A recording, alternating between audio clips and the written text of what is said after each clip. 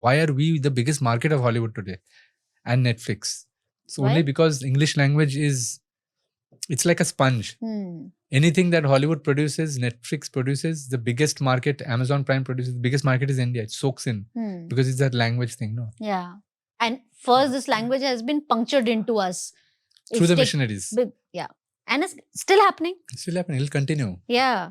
They know that India का ये जो population है 140 crores का whatever, 145 crores, इसका 10% को अगर हम लोग convert कर देते हैं hardcore dedicated English language speaking guys, इसमें से there will be a minority like you and me who know the game. They know that this minority doesn't matter, फालतू है. They are not going to be game changers. क्या ही कर लेंगे? ये लोग बैठ के podcast करेंगे, बातें करेंगे, इनका हो जाएगा. हाँ, फिर घर चले जाएंगे. They will not be able to change the things. Tipping point पे नहीं ला पाएंगे. हमारा कुछ बिगाड़ नहीं सकते. हाँ. So the majority is with us. That 9% will decide the course of the action of the entire country, no? The allegation is that, okay, these Catholic missionaries, these Protestant gangs and all that, they are spreading Christianity. They are not here to spread Christianity. नहीं तो India half Christian बन जाता है. India is so malleable. That is not their agenda. How many Christians are there in India? Their language is there. English language has seeped into every vein and artery all over India. That's their agenda. That's their main agenda. क्योंकि English सिखा देंगे, poor people but very talented people as a civilization, इन लोगों को English सिखा देंगे तो हमारे slaves बन जाएंगे, हमारे customers बन जाएंगे, हमारा market बन जाएगा ये. And we will use these Indians, we will take them to NASA, we will take them to Silicon Valley, we will take them to New York banks. Show them opportunities, glitter, everything. They will run the Indians are doing all the good work. The workers, no? They'll be the guys who are they're going to be the managers who run the show. Why? आप study करके देखो. What is the purpose of the IIMs and the IITs? The cream graduates from IITs and IIMs, where do they go? They go to the Western world. Yeah. Nowadays, some of them go to China also and Russia. Yeah. Mostly they go to the Western world. Yeah. जो बचा कुचा जो है, वो लोग यहाँ they work over here. So they have their eyes. They know कि यहाँ से हमें talent pool को कैसे हमें suck up करना है. So we'll put a system in place. We'll tell them. The Indian government, the Indian bureaucracy के IIMs बनाओ, IITs बनाओ, NIITs बनाओ वगैरह. We will pick up the talent from there. Simple. That is how it works. Any IIM batch of any year, you go and you do a study. Where are the top guys going? The top guys are all going abroad. वो तो true. Yeah. Now the thing is, now it's a philosophical thing. From that guy's perspective, why will he not go abroad? Yeah. He grew up in a broken Kanpur. He wants to live a good life. He goes to California. Huge talented salary, talented hai, astronomical salary. He's the manager under whites are reporting to him. He'll obviously do that. But on a larger scale, all these Indian guys are helping those Western companies to loot India as a market. Because Indian managers know how to loot. जैसे मैं West Asia में मैं वही देखा. All the managers are Indians. The heads of the company, the owners are the sheikhs. The CEOs are the white guys. And under the CEOs, the managers are all the Indians, and it's the managers who do most of the work. They pressurize the staff to work in the काम निकलवाना उनको आता है. Maximum hours काम करो, minimum salary में. How to do that? How to find talent from India? So they know the whole game. It's all sorted. Portuguese were the worst guys here. कैसे? Portuguese, they used to roast Indians, burn them, slow roast. इन लोग का एक policy था. So at that time, there used to be Hindus and Muslims used to work together before the Portuguese arrived. Muslims were the traders. Arabians, they used to do the trade with West Asia and help the Konkani coast. Konkani coast was full of these mini civilizations that were run by Hindu kingdoms. So they were working together, business, not any ideological love, just pure trading, business. Pure business. But peaceful trade. So Portuguese said that we dislike Islam, we dislike Hinduism. पहले तो इस्लाम का हम लोग लेते हैं, उसके बाद Hinduism का लेंगे. तो इस्लाम का क्या? They started attacking the ships of the Muslim traders. अच्छा. So those used to be large wooden ships at that time, not the sophisticated ones that we have nowadays. Wooden ships, very easy. तो उसमें they used to fire a lot of cannonballs and all that. वो फिर arrows full of the fiery arrows and all that वो करके जला देते थे. Then they would set them on fire and they would anchor those ships at sea and then they would surround them and not let them escape. And they would hear the screams of the Muslim traders jumping off the ships, fires, burning in fire and then jumping into the waters and all that. or they used to anchor those ships close to the shoreline so that land pay on the shores along the coastline, people would hear the screams that people are shrieking from the ships saying that save us. So there would be these instances of women and children also, and entire families of traders jumping off the ships, burning ships. Ye tha, and the plan was that these operations wouldn't end in 1 or 2 hours. They would go on for 2-3 days. They would slow burn them. Their plan was slowly karte ताकि मजा आता है. 2 दिन 3 दिन test match चलेगा. Then when they were done with the Arabs, तो Portuguese लोग ने क्या किया? They decided कि नहीं, चलो अभी करते हैं, हिंदूज को करते हैं. तो गोवा में क्या करेंगे? तो they picked up Goa inquisition करके इनका नाम दिया. Not inquisition, this is basically mass torture. So they would round up Hindus and they would say that whoever practices Hinduism that is illegal, unlawful, unethical and everything, तो तुम लोगों को हम लोग जला डालेंगे. So there used to be a kind of temples also. It is also there nowadays where it's not all enclosed. There are many temples है ना कि enclosed section center पे है और बाकी में है courtyard है with pillars. So they, in the open areas, they would stuff the Hindu worshippers of Goa in. Then they would tie them up, tie the whole temple up with ropes. Everybody could be seen, the tied up crowd. Then they would set them on fire. And the rest of the villagers would gather और वो लोग देखेंगे, वो लोग चिल्ला रहे हैं, they are shrieking and burning and people, like a lesson. ठीक है ना? Exemplary punishment. Lesson for what? You do not follow, give up Hinduism. For being Hindu or for being Muslim? Hindu, मुस्लिम का तो किस्सा हो गया, for being Hindu. नहीं, but Muslims को भी इसीलिए जलाया for being Muslims. For being Muslim. And these are for being Hindu. And who are these guys to have an opinion on that? They are civilized. The Hindus and Muslims of India, they are barbaric, no. So they are civilized people, civil people. But देश तो हमारा है ना, आप बाहर से आ रहे हो और आप हमें बोल रहे हो तो क्या हुआ, हम लोग तो बार्बरिक है. उन लोगों का राइट बनता है as higher mortals to come and take our land. My point is वो किया ठीक है. नहीं, but ये वाली बात जो आपको पता है, ये उन लोगों को नहीं पता है जो उनको वर्शिप कर रहे हैं. सबको पता है. फिर भी? हाँ, फिर भी. क्यों भाई? कैसे? Like where is the gap? Hi, so we have Nadim Siraj on this podcast. He's a journalist and a very amazing critical thinker. हम बात कर रहे हैं power of narrative की. कैसे कोई नैरेटिव बिल्ड करता है एट एन इंडिविजुअल लेवल और अ कंट्री लेवल, और कैसे आप और मैं उसको बिलीव कर लेते हैं और उसका प्लस और माइनस क्या होता है हमारी लाइफ के लिए. So I hope you enjoy it. Keep floating with the fish. Is it true that power tells the truth? Where there is power, there is no truth. Real power cannot be elected. Real power is always in charge. Our education system is designed to kill our critical thinking abilities. Yeah. Why are we the biggest market of Hollywood today? It's only because English language is... The allegation is that, okay, these Catholic missionaries, they are spreading Christianity. They are not here to spread Christianity. नहीं तो India half Christian बन जाता है. That is not their agenda. How many Portuguese were the worst guys here? कैसे? Portuguese, you know, they used to roast Indians, burn them, slow roast. इन लोगों का एक policy था. Can you imagine? Just in Japan itself, there are more than 53,000 US troops stationed on Japanese soil today. And it's for your own good. It's for your own good. It's for our good also, because we want every other neighborhood in the world to be controlled by us. If you don't listen to us, then you are a rogue government. 26 US troops. They raped most of the women of the village. And they didn't even spare kids.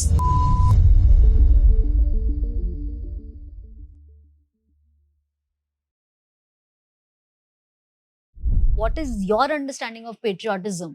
What is it? In the context of what is happening today, we have to understand that patriotism, the real brand of patriotism is gone now. It's been hijacked by something called hyper-patriotism.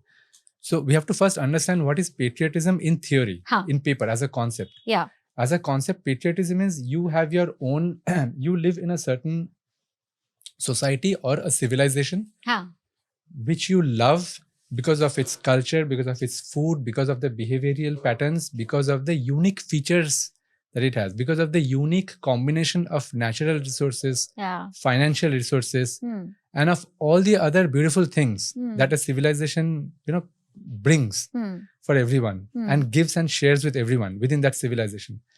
So to love that is patriotism. So that is in theory, it's not in practice. In practice, what we see today in this world order that we are living in, it's hyper patriotism. means patriotism has been hijacked by the ruling class. And by the ruling class, I mean it's the government or it's the military or it's a combination of the two, or it's more importantly, it's the corporate ruling class which has hijacked patriotism and turned it into hyper-patriotism. Now, what they've done is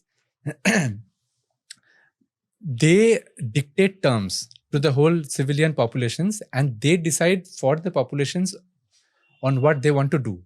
So if a certain government wants to do something, it'll say that we are doing it for you. It will tell the people, you are the patriot. We are patriots also. We are working together. We are taking a decision. We are going to invade country X, Y, and Z over the next 3 years. And we are doing it for you, for national security, for national interest. We are doing all this. We are doing it for you only, to safeguard you. So this is hyper-patriotism, where patriotism is hijacked and it is weaponized. It is weaponized and it is drilled into the minds of the people that we are all in it together. Yeah. Come and on, it's let's for go. you. Yeah. Yeah. We are doing this for you, not for us. When they're actually doing it for themselves only. So when let's say, for example, what the US did to Venezuela, or what the US is now plotting to do in Iran. Is it for the people actually? Obviously not. But they will keep telling the American people, the naive American people, that guys, we are patriots, we are nationalists, let's do it together. We are doing it for you. We need to save us from Venezuela. We need to save ourselves from Iran, from North Korea, from Cuba, from Colombia, from China, from Russia. They are all threats. They're threatening our existence. This is an existential crisis. So you have brought us to power. We are in charge. We are doing this for you. So this is just hyper-patriotism and hyper-nationalism. It's not real. Real patriotism is gone. It is human nature to connect and to love each other. Humans are by default, they love to bond. They want to connect with each other. Okay. Now the problem is this nature to connect with each other. This has been misused by a minority of the people. See, within the human species, there is a section of people, a very rank minority of people who have this tendency and who have this history of controlling the larger masses. So they have used this tendency of humans to come together, to connect with each other. They have used this tendency to control. Because they have, for the masses, connecting is like exchanging ideas and exchanging cultures and everything else, and exchanging joy and helping each other during sorrow and misery. But for the ruling classes, in today's world, it's the corporate ruling class. Back in the past, there used to be tribal ruling classes. So for the ruling classes, connectivity was it was a tool for them. They would use connectivity to annex more land, for more outreach, to control more and more people. Okay, we have this much. Now we have to go beyond the mountains. So we have to have a better navy so that we can cross the oceans and we can conquer more land. So we will use connectivity and science as tools to colonize lands. Now coming back to the topic of patriotism. So if you take, like in today's world, the best way to understand is take two extreme examples. So let's take a full spectrum of the various kinds of countries that we have. At one end, we have the US, and on the other end, we have Saudi Arabia. ठीक है ना? These two are seen as absolute extremes, North Pole and South Pole, right? Now, both of them have, in a way, weaponized patriotism and nationalism into hyper-patriotism and hyper-nationalism. So let's take US as example. What is the US essentially today? The US is basically the ruling class, the corporate ruling class. It is basically like a multi-headed hydra. So there is the White House, there is the CIA, which is their main intelligence wing, which meddles everywhere all over the world. There is the US military, which operates from the Pentagon. Then there is the State Department, which is their foreign office. And then there is then the US press is also an influential part of this whole system.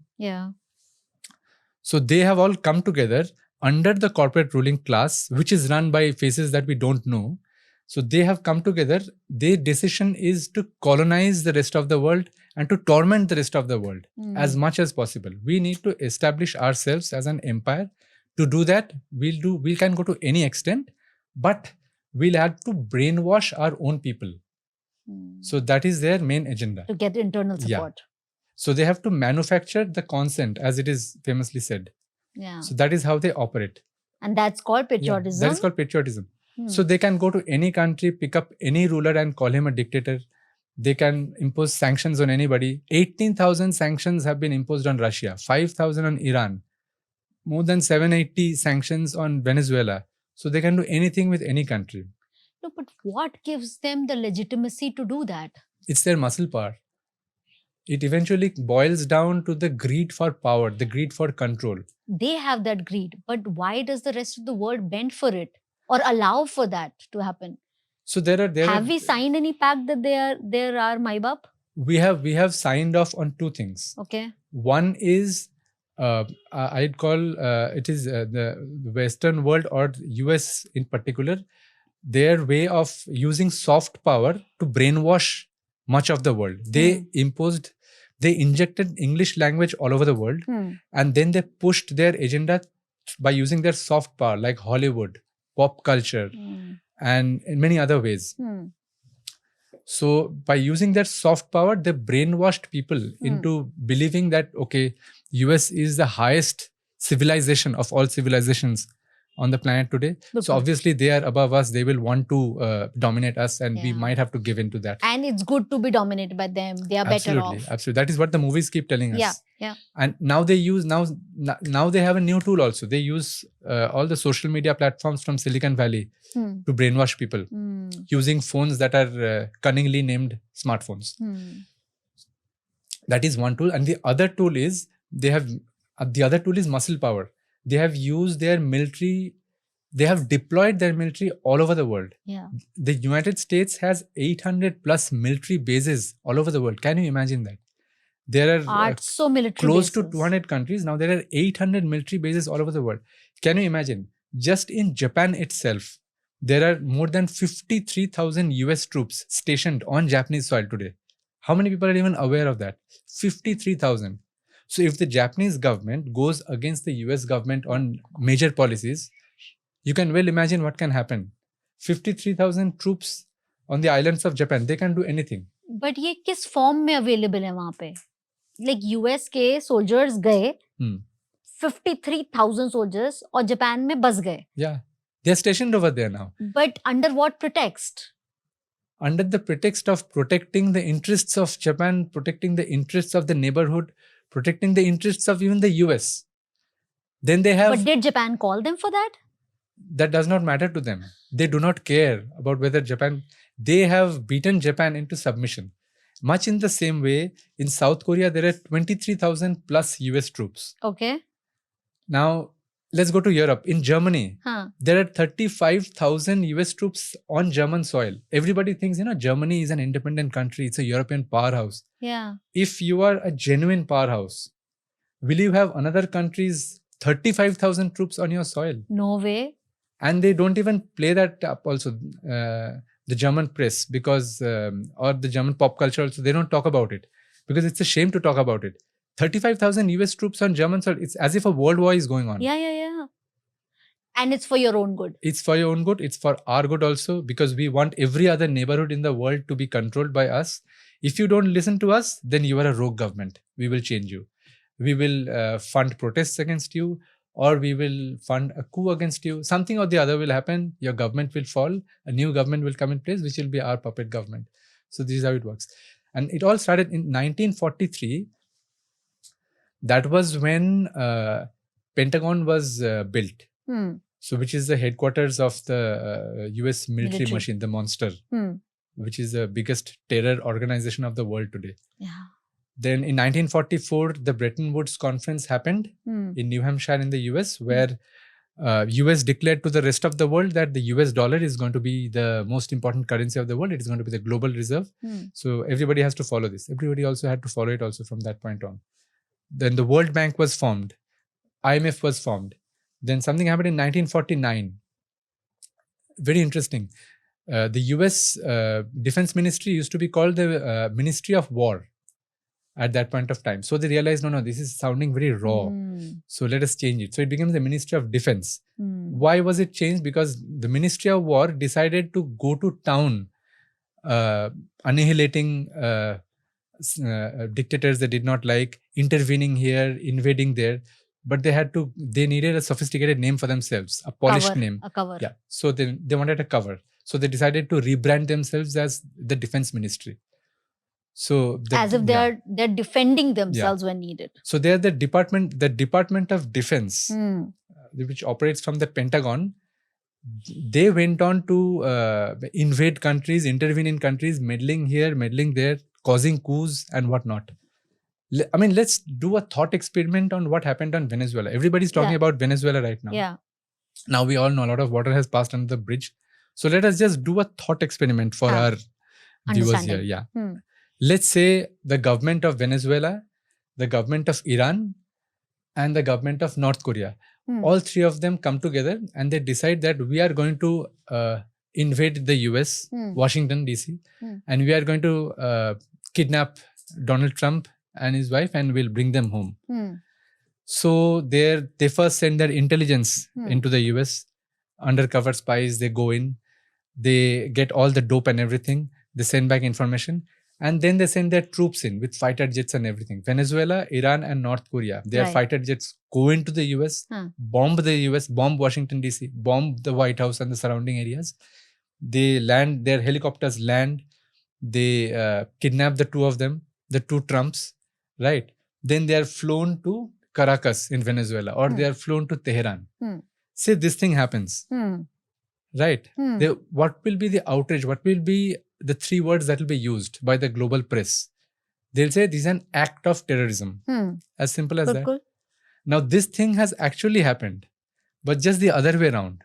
It's the US that has done it to Venezuela, which now wants to do it to Iran, which wants to do the same thing to North Korea also. They want to do the same thing in Cuba, in Colombia. But it's not called the act of terrorism. So this is perception war. This is narrative shaping. This is how the US functions. When they conduct terrorism, they don't call it terrorism. Yes. They call it, they allow it to be called invasion or intervention or meddling. Or defense. Or defense. Defense is what they prefer the most for freedom, democracy and national security. Protecting and all ourselves. Yes. We were in and danger. All those flowery words. And at the most, you can criticize by saying they are interventionists, inventions, because these words also help them. They make them look like they are a superpower. Nobel Peace. But they don't want to be called terrorists. When terrorism is done to them, then they will call out real terrorism. That's also terrorism, definitely. Of course. But then they will call it out. Then they'll say, okay, this is terrorism against us. Like it happened during 9/11. But when we do it, then it is not terrorism. Then it's not. So, see, a lot of people even wonder like, okay, US had a lot of critics of the US also in the mainstream discussions. They talk about the Hiroshima and Nagasaki bombings also. Yeah. Which a lot of people have begun to realize that it's not just bombings, they were actually terror acts. But people stop at that. There are so many other less discussed instances of terrorism. I mean, if from those the are US discussed, to other countries. If those are discussed, even just in isolation, those episodes themselves just confirm what kind of terrorists the US ruling class is. I'll just give you a couple of examples. Give me examples, yeah. One is something that happened in 1968 in South Vietnam. It's called the My Lai massacre. Okay. So there was this village called Son My Lai. I'm not getting the pronunciation right. In Vietnamese, they would pronounce it a little differently. So in this village of My Lai, US troops had moved in. So there, this was part of the Vietnam War. At that time, this was March 16th, 1968. Okay. So Lyndon Johnson was the president at that time, US president. So US troops went in. Their agenda, their mission was to drive out the North Vietnamese forces, the Soviet forces from that village. So there was a lot of fighting, like it happens during a war. They were driven out as well. After that, the US soldiers saw that the village, most of the young men were gone. Either they were dead in fighting or they had fled. So the village mostly had women and children and very few elderly men. So the US soldiers went on a rampage of rape, loot and gang rape of little girls as well. So 26 US soldiers, it is very well documented also, the My Lai massacre, where 26 US troops, they raped most of the women of the village. And they didn't even spare kids. girls as young as 12 were also gang raped. So all this is documented. The 26, so what charges were brought? Just some charges, routine charges were brought under against those 26 troops, and only one soldier was convicted on serious offenses for this. The rest did not go through the punishment that they deserved, and forget about the US military as a whole, the US army.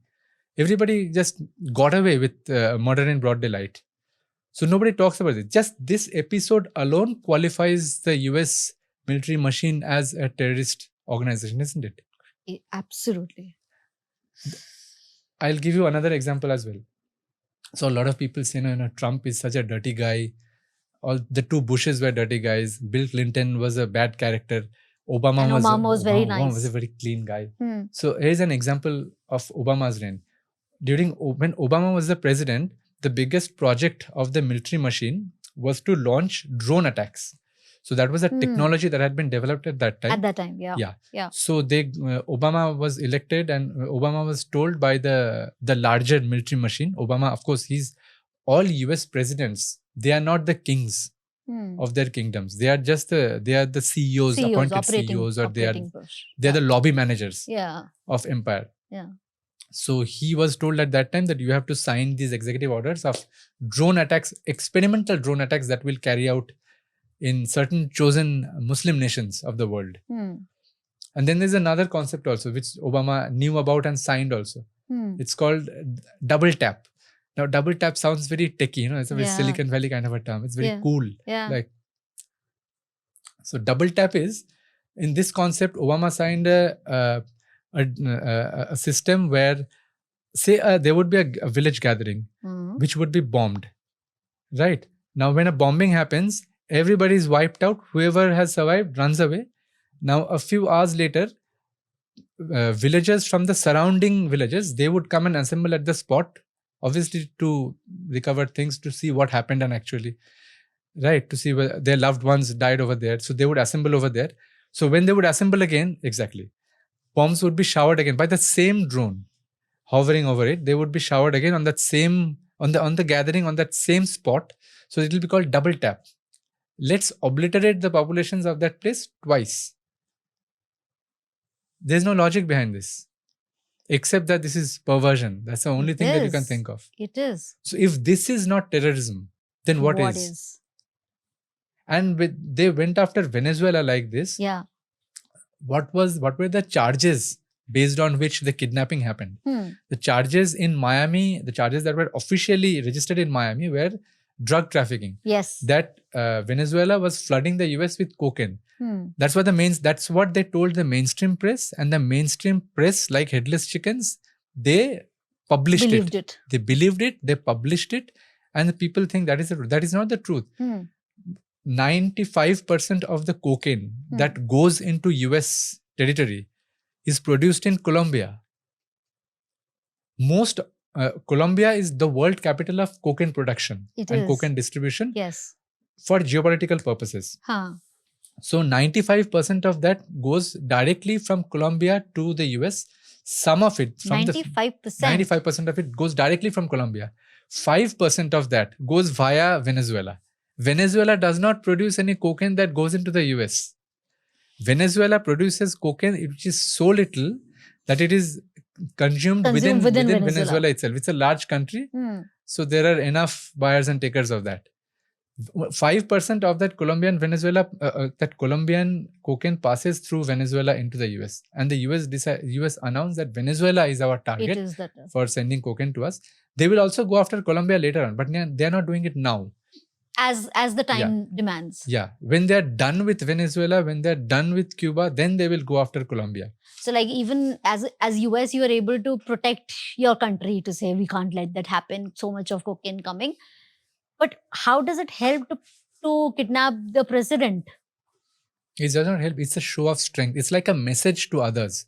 And the point is, it is not just obviously cocaine and illegal drugs. That is just the pretext. Yeah. The wider context is China, containing China.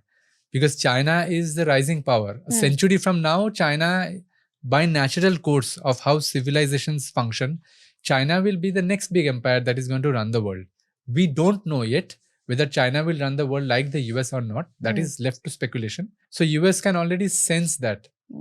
So that is why it is opening various flashpoints in order to surround China. So like for example, Venezuela does not like the concept of or staying part of the petrodollar cartel. Yeah. So therefore, they had to find a way to get rid of Venezuela. Now, many other countries are against it. Iran is against it. That is why they are against Iran. Yeah. China, so China, Russia, Iran. But what objective is getting served of the US against China by doing this to Venezuela? It's a lesson. It's a signal to China that you cannot control the petrodollar system, and you cannot dictate terms to us about whether our dollar will be the dominating currency of the world or not. So everybody who, because of your support, is speaking too much and is speaking against petrodollar, this is what we do to them. Yeah. So basically, cutting off your hands, China. Absolutely. Yeah. So this is one way of surrounding China. Little by little, they're doing it. So there will be more and more flashpoints will be coming up. Taiwan is going to become a big flashpoint in the decades to come. Hong Kong will become a flashpoint. Tibet. Flashpoint as in? There will be a conflict. Taiwan and Hong Kong are technically Chinese territory. Yeah.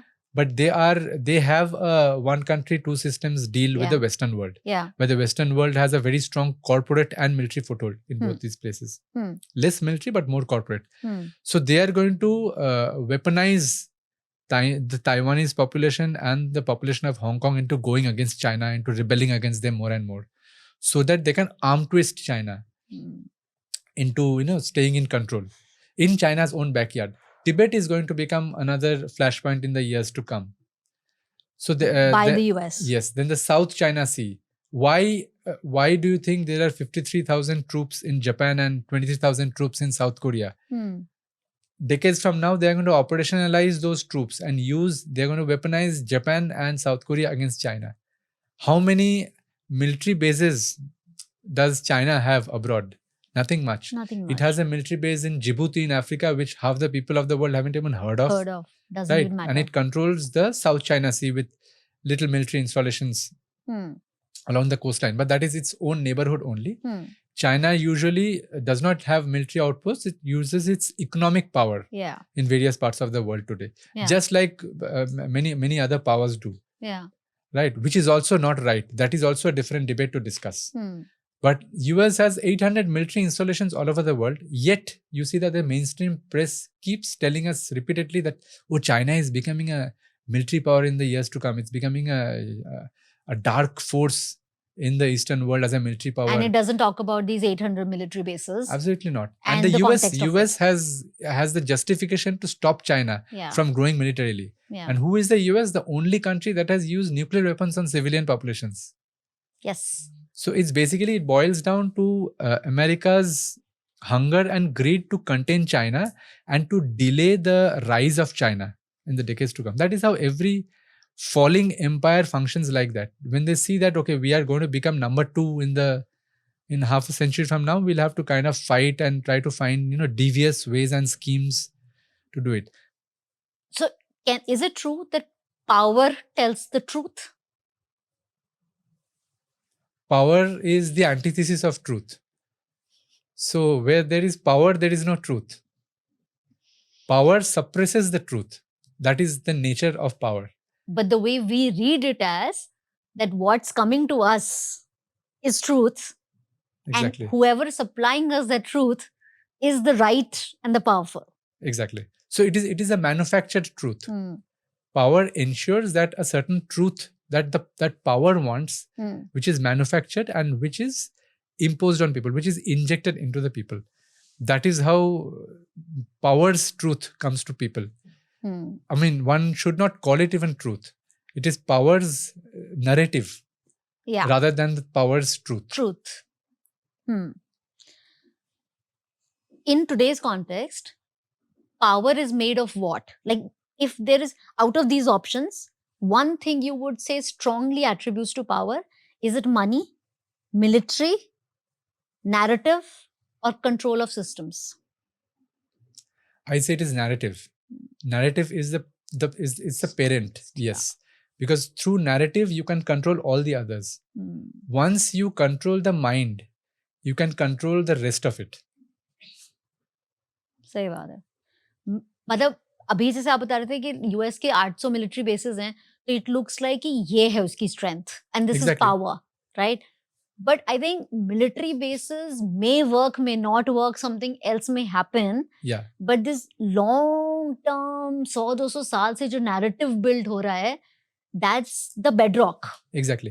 Even look at Hollywood, how Hollywood is used in the context of these 800 military bases. Now, if Hollywood, let's say, if in reality, this is not even a theoretical example. In reality, if Hollywood did not exist, people would be naturally appalled by American troops on the ground in other countries. Yeah. Invasions, interventions, so chori do, the normal deployment of troops also. Why should there be troops in South Korea or Japan or Germany and many other countries as well? People would wonder. Yeah. But people don't think about that. Because of these glorified war movies that are manufactured and rolled out by the They made them such heroes. US through Hollywood, one after another. Every year there is some heroic war movie or the other. Yeah. That even if you tell people that US has 800 military bases, they're like, yeah, of course they deserve it. Because they've been indoctrinated through the narrative. कि ये लोग सच के लिए लड़ते हैं और कितने heroes होते हैं. बट ये जो पावरफुल नेशन है, वो इंटरनेशनल रूल्स को या अपने फॉलीज को एक्सेप्ट क्यों नहीं कर पाते? वो तो पावरफुल है, so nobody can actually do anything to them. अगर वो सच भी बोलेंगे तो हम सारे क्या ही कर लेंगे. They're anyways way bigger, right? Still, I feel they bend these international laws. They don't directly declare that an error was committed, They bend it because they've built it like that. They've made them, very soft and bendable. That is why they have allowed international rules and international laws to come in. Like the US government and the British government as well, to an extent.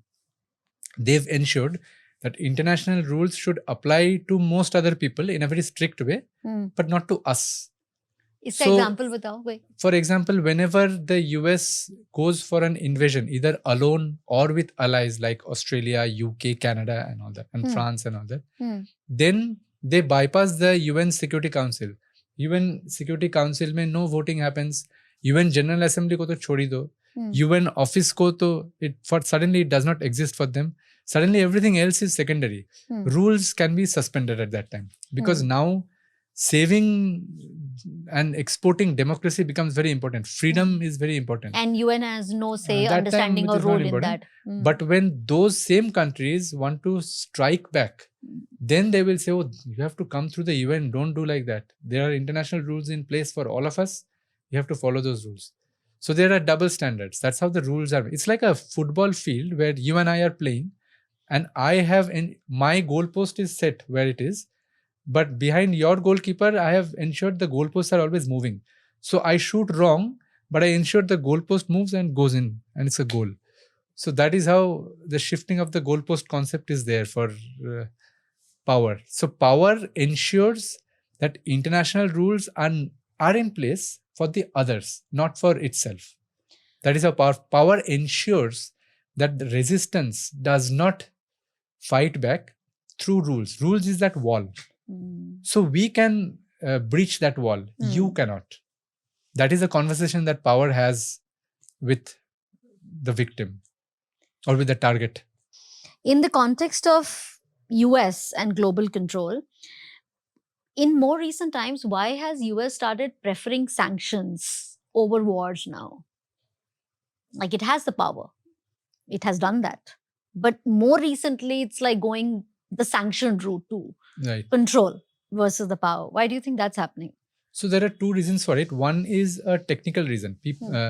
Power systems, they go for wars.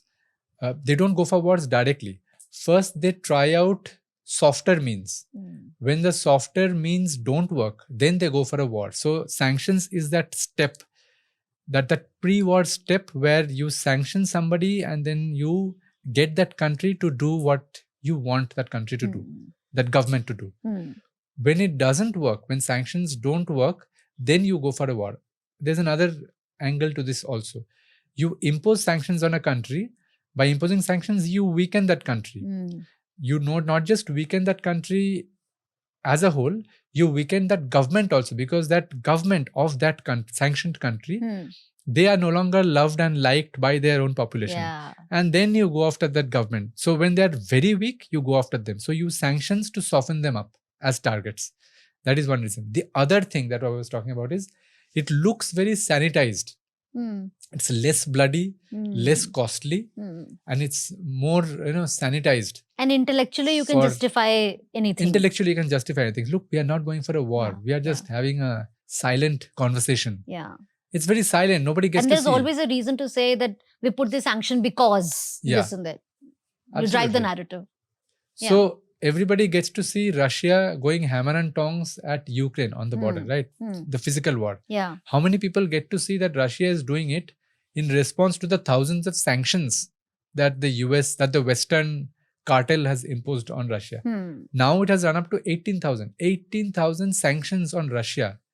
So obviously there will be some kind of a response from Russia. Retaliation. Yeah. Yeah. Yeah. We are not justifying the retaliation No. here, but we are talking about the narrative. How does US decide that it is legitimate to control the narrative of any other country and to decide that they need to be punished?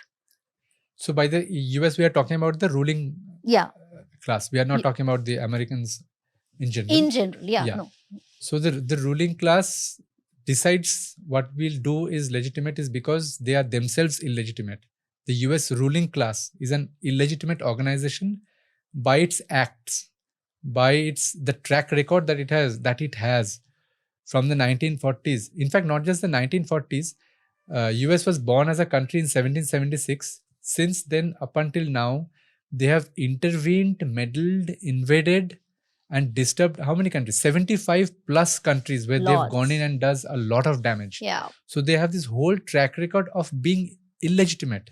Only an illegitimate organization will have a track record like that, right? Yeah. So obviously they are the ones. As a criminal organization, a criminal will never go into that discussion of legitimacy. It is when you are criminal, you are beyond that discussion itself. Yeah. So that is why they don't think about these things. But then they'll call it legitimate when they will go ahead with these things. So that is why they invent a lot of excuses. So therefore, kidnapping Maduro is not kidnapping. It is capturing or arresting Maduro. They will never call it a kidnap. Yeah. In fact, it's happened also in. It's just now come out recently that within the BBC, a memo had gone around internally in the office that people on social media are calling it a kidnapping. Let's not call it a kidnapping. It sounds and looks too raw and too truthful. So let's call it something else. Let's call it a capture at the most. So they have decided not to use the word kidnap. Capture for fairness. Yeah, exactly. In context of Iran has always resisted, but it has preferred resistance over aggression. They have not been aggressive, to the outside world, but they have never been a conformist either. They completely resisted. What they resist is what they resist. How do you think they've been able to manage this for so long while there is US who just cuts you off at the first few instances of that? What are their strengths, or how do they operate? What do they think like?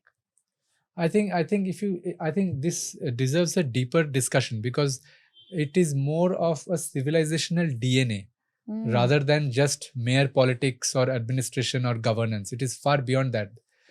By civilizational DNA, I mean some civilizations have this thing in them. Number one, to resist foreign occupation or foreign invasions, or even if it happens, they can drive them out. They have that in them.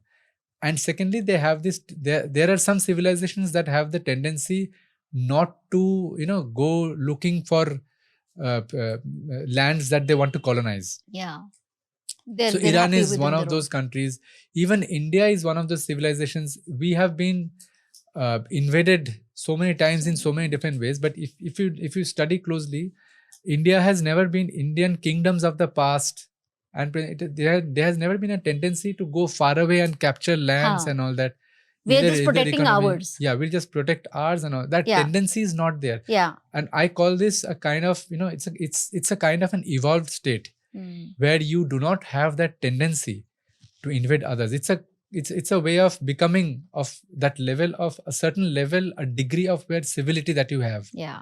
Unlike the US, unlike Britain, which have a history of, always always on the lookout for which new continent is there. If a new continent is discovered even tomorrow, just hypothetically, US and UK will fight with each other on who will go and invade that place. Yeah. India will not. India will not. Iran will not. China will also not do that. Will also not. Yeah, because China also doesn't have, it has a history of, controlling its neighborhood, but it does not have that history of going far away. And okay, we'll go around the world, we'll capture North America and all that. It's the Europeans, that was that Eurocentric criminal mindset or Eurocentric barbaric mindset that is unique to Western Europe only, which is there, and it's the Western Europeans who are the modern ruling corporate elite class of North America. Yeah. So that same, it's the civilizational DNA again. What Europe was doing once upon a time, why is North America doing today? It is because it's the same guys who are there. It's the same blood. It's the same civilizational DNA that has gone across the ocean. Like, I mean, like this whole democratic thing. Like I was just when you were saying that this is happening, and my question was, in why people are only electing in some or the other manner? Why are they electing the people? But it's not the people who are electing. It is obviously there is a nexus in between which makes that happen. So to all of us, it looks like we have elected. Yeah, and we've exactly. Done that, it's an illusion of choice. And at the root of this illusion of choice is again the narrative building. The narrative building is very important. It is the source code of how to make people think that they are in power. The narrative is used to make people think that, okay, we have given you so many choices. Why don't you pick one? Yeah. But when these choices are actually governed by the higher ruling class, which is beyond elections. Yeah. Now the thing is, again, we'll go back to the conceptual theme of power. What is real power? Real power is something or somebody or some organization or entity which cannot be replaced. Real power is unquestioned. Yeah. If power could go on trial in an election, then it wouldn't be power. No? So real power cannot be elected.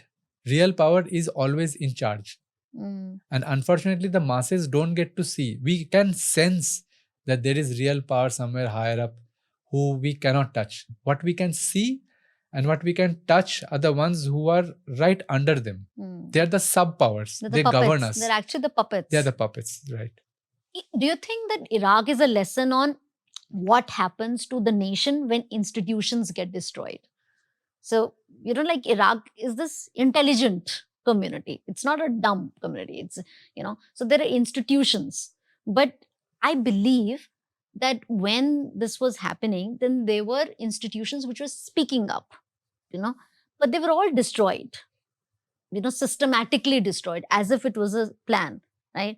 And I see that now we as a country, as somewhere at the beginning stages of that, where our main institutions, where our main pillars, are being tampered with, at least. Not yet, probably not at the stage of destroying yet, but are beginning to get tampered. Is there a lesson to learn? There is always a lesson to learn. These are signs. When these institutions start getting dominated and getting tampered with, or getting twisted around, then you know that the bigger problems are eventually coming. Like if you look at it on a global scale also with India, there are very difficult times coming for whoever will be in power in India in the decades to come. They'll have very difficult choices to make, because a point will come when the US will reach that stage of the coming war on China where it will actively ask China's neighbors to participate in the US assault on China, the physical assault, when that stage will come. Yeah. Right. So the US is going to ask India and its neighbors also to be part of this. So India will have to make a hard choice at that time, because if India doesn't listen, a lot of things can happen. There would be toppling of governments one after another. Institutions will disappear. There will be a lot of turmoil.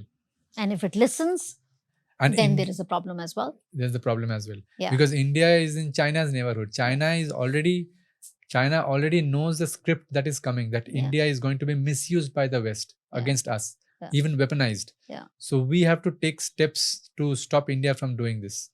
So India will be in a very bad position. So why doesn't China become friends with India? That is again something more complex. Isn't Because it- it is isn't it because India is not fully decoupled from the Western world. Yeah. So historically, India has been a colony of the Western world. Mm. So while that physical colonialism is gone, Mm. economic colonialism has not just remained, it has become more ingrained. More and more deeper. I'll just give you an example without naming names, Hmm. because it'll be wrong to name names. Yeah. When the East India Company was physically in India, Huh. right? It was just one company, and there were, by the way, there were 7 East India companies Acha. all over the world. Huh. So one of them was the British East India Company, the Huh. biggest one. There were others, the Yeah. French, Dutch, and many others. Chota chota. So the British East India Company alone used to loot India and lot, and all that it's been done to death. We know all the details of that. We've learned Yeah. it in school and all that. Yeah. So they went away. Right now, today, we think that we are economically free. Hmm. We are not. We are politically free. We are demographically, physically, we are free. But economically, we are not. How? There are close to or more than 17,000 foreign companies, Huh. mostly from the West. Okay. Many from China and from the Eastern world, like South Korea, Japan, Singapore, and China, of course. But mostly from the West, which are operating in India. They're doing business here. And from the profits that they make in India, the astronomical profits that they make in India, they pull all that money out and they reinvest that in their own economies. Mm. They all go to the New York banks, to London, to Western Europe, to Canada, and to Australia, to many other countries of the West. So they take home most of the profits. Now, as a result, we are now leaking 2.1 times. There's been a research that's been done on this. We are leaking as a civilization 2.1 times more financial wealth outwards than we were leaking when the East India Company was in power here. So economically, Wow. we are twice more colonized than when the East India Company was in power, or when the British monarchy after that was in power. And So it that doesn't is- even look like that. That is the reality. But speaking of Iraq, which has been at the receiving end from the US for so long, who do you think has benefited from Iraq's disability? And apart from Iraq, is there a nation which has been harmed also a lot because of what happened to Iraq? When Saddam Hussein's government was toppled, Mhm. their military's next task was to destroy everything, just to annihilate everything, turn entire Iraq. Iraq into debris, Hmm. so that Western companies, they can just move in. They will swoop in and they'll get all the contracts, the Hmm. rebuilding contracts, the oil contracts and everything. So the oil companies, infrastructure companies, communication companies, and all sorts of logistics companies from the Western world, not necessarily from the US, Hmm. all other Western US allies from the Western world Hmm. also, Which includes? they benefited, which includes the UK, Canada, Hmm. Australia, even Germany, France, all of them benefited from what happened to Iraq. So these companies, they went to Iraq, they got shell companies opened, which they seemingly, those are all Iraqi companies, but they are actually Western companies only. Yeah, owned by So Western. there's this concept of round tripping, Mhm. where when you destroy a country, you then IMF or World Bank goes in and gives a loan for rebuilding. And then these Western companies, they go in, they use that loan, they make money out of that, and then they bring the money back home by doing business. So it's like the round tripping of the money. It goes out and comes back Circles in. back. Yeah. Like so many other examples that we see of, Yeah. so, you give it and then you take And it then back. you take it back. But your giving is visible, but your taking back is not visible. Absolutely. It's under the covers.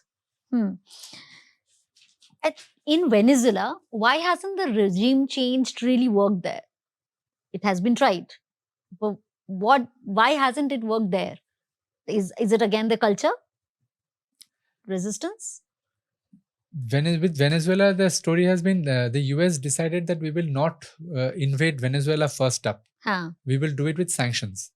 So they've been trying to go the sanctions way along, and they did another experiment with Venezuela. While with other countries, the US tried to force these countries to stay on the dollar. Yeah. With Venezuela, they did another thing. They had cut them off from the dollar. And then they tested Venezuela that we will cut you off from all dollar transactions. See, it's a paradox. We want you to be in the petrodollar system. We don't want you to go against us. But since you're not listening to us, you have decided to cut yourself off from the petrodollar system. So be it. And you will side with China. Most of your oil gets exported to China. So therefore, we will cut you off from the dollar.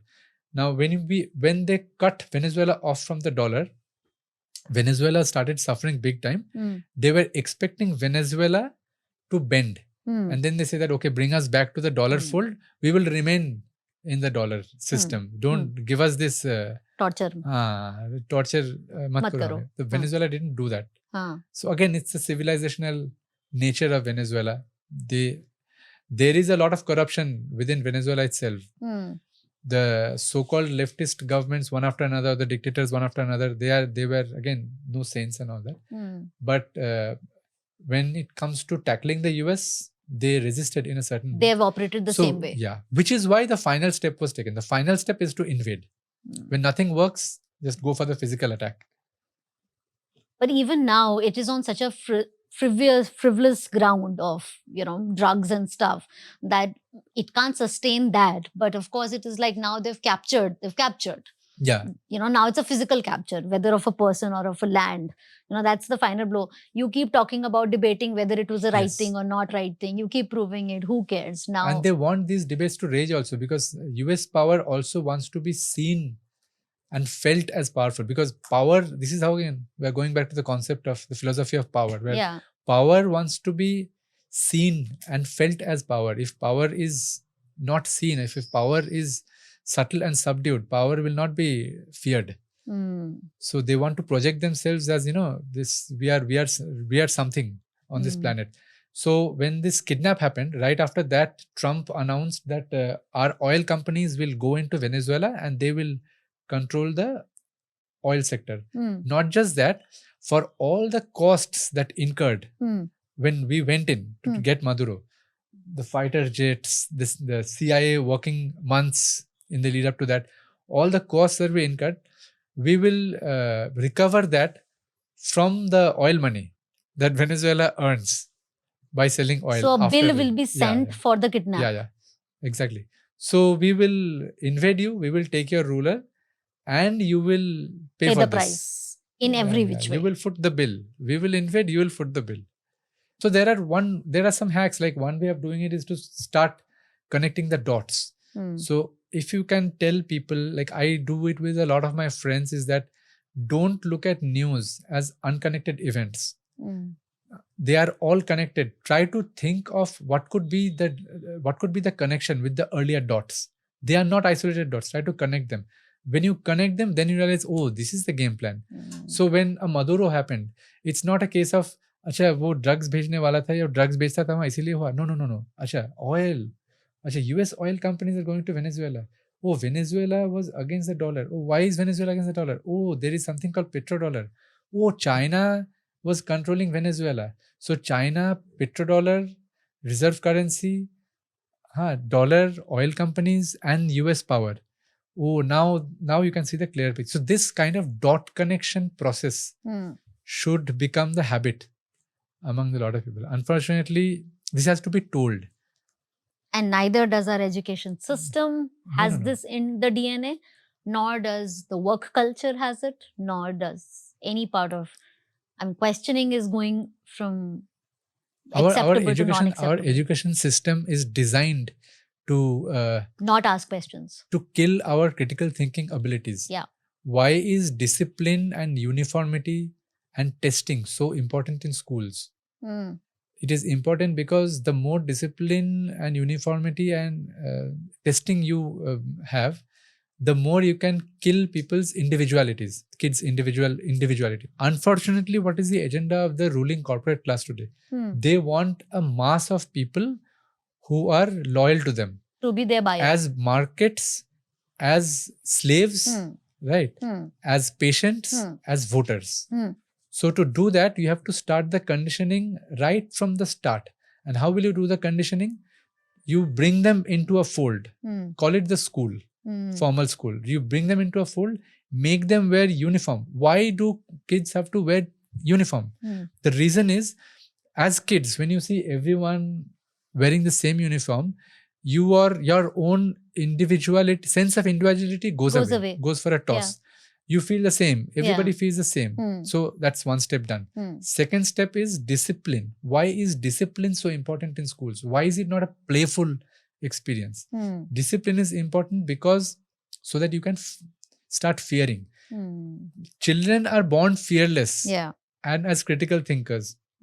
But fear is injected into them through schools, through discipline. So when you start getting this habit of fearing your teachers, fearing the principal, fearing failing a test, and all that, fearing missing a class, right? You fall sick and there are kids who, they start panicking if they fall sick also because an exam is coming up. Parents are happy. Oh, my kid is so responsible. My kid is feeling awful because she or he is unwell. So this fear helps the system, the power elites, already neutralize the kids at a very young age.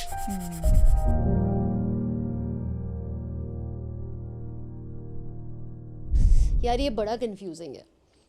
ये तो समझ में आ रहा है कि हमारे education system ने हमारी बैंड बजा के रखी हुई है और हमें बिल्कुल ही अलग रास्ते पे लेके जाया है. ना मेरे स्कूलिंग के टाइम पे मज़ा आया, ना मैं आज के बच्चों की स्कूलिंग के टाइम पे देख रही हूँ कि वो एंजॉय कर रहे हैं, क्योंकि वही चीज़ रटो रटो रटो, कुछ पूछ लो तो गड़बड़ हो जाता है, पूछ लो तो सामने वाले के पास जवाब नहीं होता है, ऑल दैट इज़ देयर.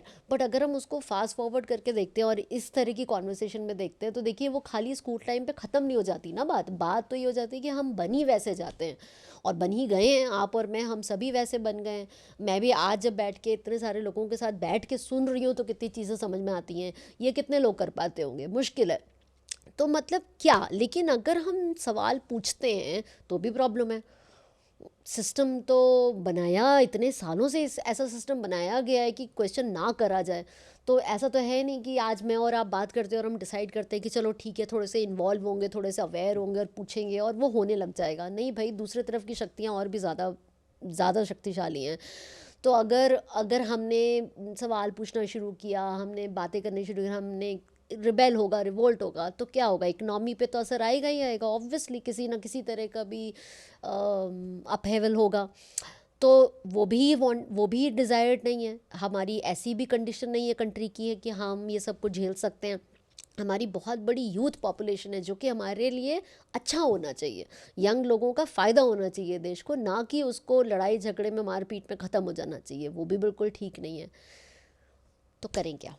लेकिन इस तरह से डिपेंडेंट रह के और इतने ख़तरनाक नैरेटिव्स में बह जाना, ये भी तो ठीक नहीं है, क्योंकि अल्टीमेटली नुकसान तो कॉमन आदमी का ही हो रहा है ना, आपका और मेरा ही हो रहा है. जो नैरेटिव गवर्न कर रहे हैं वो तो दे आर फाइन, उनका अपनी स्ट्रैटेजी से काम चल रहा है. अब ये अगर आप ना मान रहे हो कि हमारा क्या नुकसान हो रहा है, तो देखिए ना हमारे एम्प्लॉयमेंट सेक्टर में क्या हो रहा है. कहाँ हैं जॉब्स, कहाँ हैं सेफ्टी, कहाँ है women safety, main safety, children safety, basic safety कहाँ है, हाइजीन कहाँ है, हवा बेसिक जो चीज़ हम मैन्युफैक्चर नहीं कर सकते, बना नहीं सकते, वो कहाँ है. हवा इतनी ख़राब, पानी इतना ख़राब, बर्फ़ ख़त्म हो गई है पहाड़ों से. मतलब things that we can not control नहीं है ना. तो there is problem. The people who are driving the narrative are not making sure कि ये basics are taken care of. But honestly I don't know what is the right thing to do. And while you're at it, do listen to 3 other podcasts जो कि इसी core vibe से related है. एक है mister Awadhesh Singh ji का podcast जो कि खास क्रिटिकल थिंकिंग के बारे में बात कर रहे हैं कि क्या होती है, कैसे रिकग्नाइज करें कि नहीं है और कैसे डेवलप करें. और उनके क्रेडेंशियल्स जब आप सुनेंगे तो आपको समझ में आएगा कि that he is very qualified to talk about it. So you must listen to that. Second is about Vimalendu Jha जो कि एक एनवायरमेंटलिस्ट है. फॉर एग्जाम्पल वो पोल्यूशन पे बहुत सालों से काम कर रहे हैं. एयर पोल्यूशन के लिए भर के आवाज़ उठा रहे हैं. Is really fighting for it, one man show. But what he is talking about is कि हमें रिकॉग्नाइज करना पड़ेगा कि हमें क्या नैरेटिव बताया जा रहा है और एक्चुअली में क्या है. So you must listen to that. And third is another podcast with Nadeem himself, जिसमें उन्होंने पेट्रोडॉलर के power, which also is the power of narrative, के बारे में बहुत डिटेल में हमें बताया था. So I hope this is informative, this is helpful. Keep writing to us and keep flirting with your fishes. Thank you.